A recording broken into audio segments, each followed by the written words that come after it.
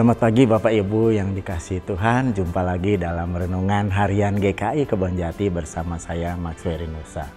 Melalui tema pagi ini, gunakan waktumu.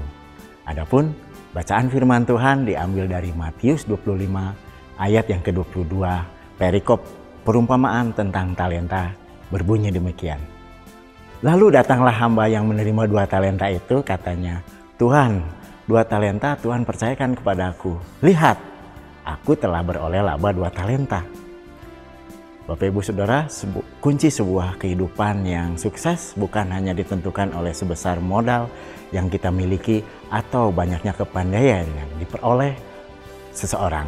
Tetapi kunci sebuah kehidupan yang berhasil adalah seberapa baik, setia, dan tanggung jawab dalam ia bekerja.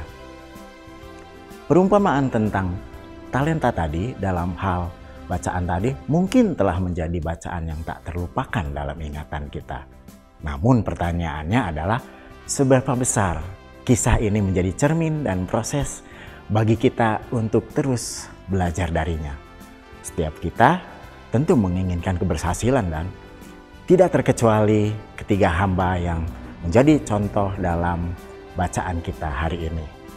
Yang membedakan dari ketiga hamba ini adalah besarnya kepercayaan yang mereka terima dan tanggung jawab dalam menjalankan kepercayaan itu. Hamba yang menerima 5 dan 2 talenta disebut orang yang berhasil, bukan dari berapa banyak laba yang mereka peroleh, tetapi karena kesetiaan dan tanggung jawabnya dalam perkara yang kecil. Itu sebabnya mereka dipercayakan hal-hal yang lebih besar lagi. Sebaliknya, hamba ketiga disebut orang yang gagal karena ketidaksetiaannya dalam menjalankan kepercayaan Tuhannya tadi. Ketika Bapak, Ibu, Saudara, dan saya dipercaya dalam hal-hal yang kecil, seolah itu tidak berarti. Apakah kita tetap bisa setia dan bertanggung jawab? Kesetiaan menuntut sebuah ketekunan dan kesabaran yang panjang. Artinya mungkin apa yang kita kerjakan dengan setia selama bertahun-tahun hingga hari ini belum menampakkan hasil. Tetapi percayalah bahwa orang yang setia dalam perkara kecil akan menerima hal-hal yang lebih besar dari Tuhan.